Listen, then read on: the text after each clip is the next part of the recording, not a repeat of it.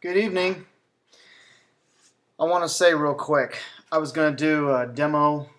Real excited about this Asus EeePC netbook. It's the second netbook I've had, and I'm gonna tell you right now, it sucks. I swear, this this is a piece of shit. You know, it's my second netbook I've ever had. This is worse than the last one, and it has even more problems than my last one had, which my last one was MSI. The plasticky clam, it feels like something out of a Fisher Price box. Everything was way too slow. Just to double click on my computer to see the specs or to click on the Microsoft Start key took forever and ever. I realize it's a Intel Atom. I know all about that. It was only 1 gigabyte of memory. I was being very positive and keeping my head above my shoulders, saying, "Hey, I'm going to make this work. I'm going to go out there on the market, in the Linux market. I'm going to find the right distro." And I was excited about this one that you've seen my last couple of videos about called Peppermint OS, which is made for netbooks. And I put the live USB, which I have right here, on the netbook. It worked great on the live USB. I told you that. I went to install it, and the problems just came out. It wouldn't recognize my wireless. This is after it was installed. Not installed, it was great. So I knew the distro was fine.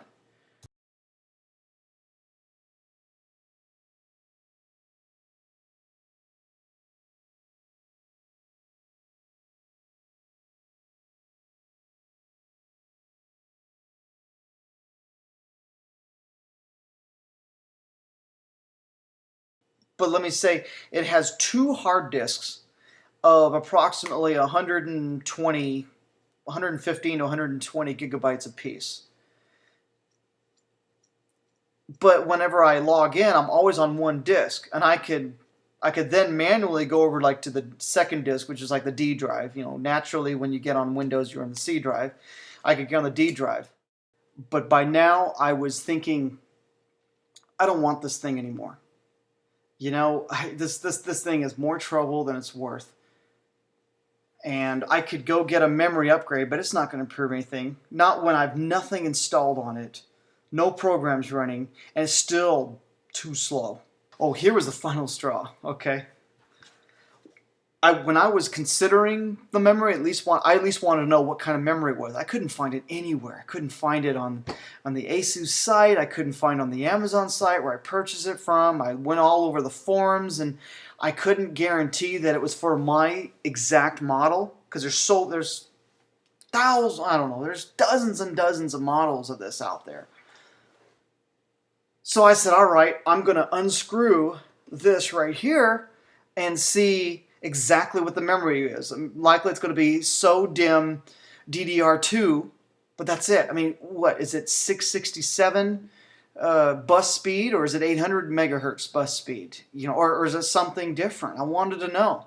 When I opened it up, it said Korean, and it just had a huge line of numbers, like a UPC code for them at the factory to know. And I was pissed. Okay. When I was taking this off, the screw was crooked. They couldn't even screw it on straight. This is how horrible this thing is made. Yeah, I spent under $300, but technology has advanced so far these days. I figured, all right, it's not a MacBook Air. Yeah, I'm not getting that reliability. But I thought I could at least get something that I could be able to look at the specifications, double click on a program that's already on the desktop, and it would come up in a few seconds, and not have it play these games with me. It couldn't even find the OS when I actually installed the Linux on there for about an hour, and it couldn't even find the OS unless I used the USB to go back and I had to go through the I had to go through the BIOS and do all these high-tech things to find it. And after that, I said, this is worthless. Oh, another thing, Asus didn't even send me a physical CD to reinstall the OS. Not a big deal because I didn't get rid of Windows entirely. I just used about 40 gigabytes of a 250 gigabyte total disk.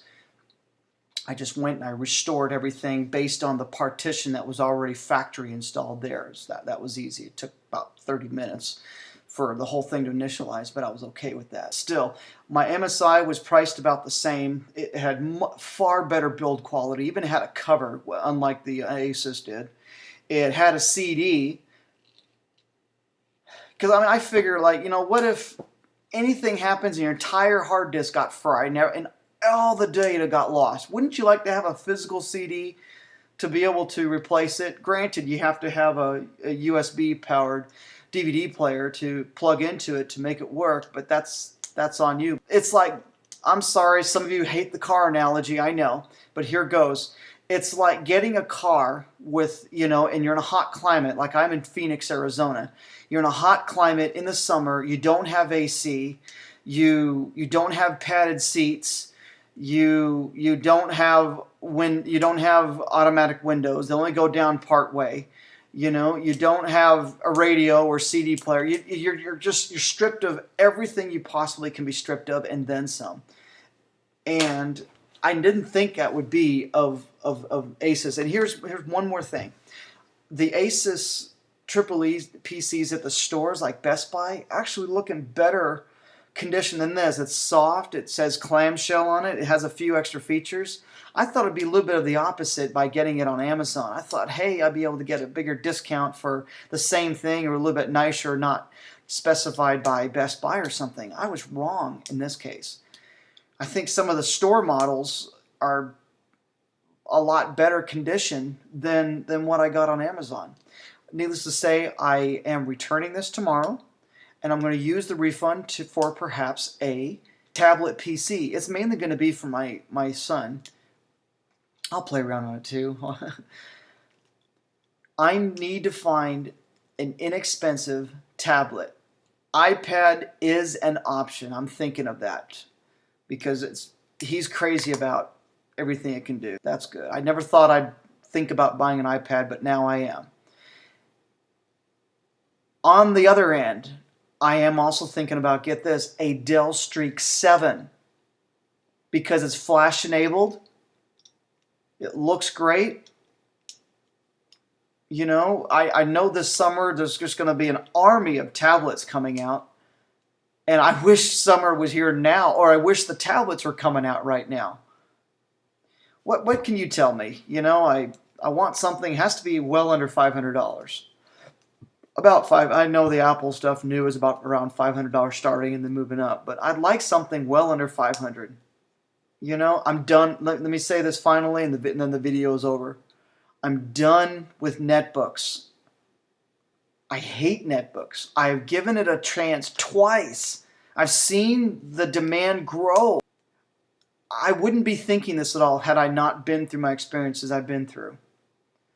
At least my last netbook that ran on XP was 10 years ago, and it ran on specifications that were upwards of 256 megabytes of memory. Remember that? But this Windows Starter is a joke. I love Windows Home Premium. I have it on my Dell laptop. I'm not putting down Windows. I'm saying Windows Starter is a complete joke. I was hoping it would be fashioned to the netbook standards. Absolutely not. It's all Windows Starter is. All it is Windows 7 Home Edition. That's what it is, with some features turned off. That's it.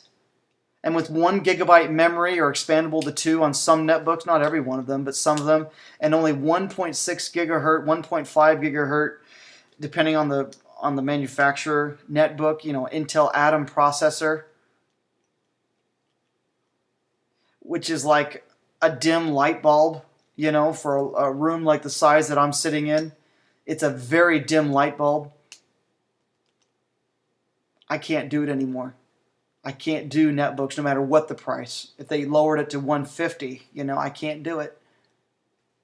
It would probably be a laptop, a cheap laptop for double the specs and around the same price, or it has to be a tablet. Let me know. Let me know what you think. Thanks.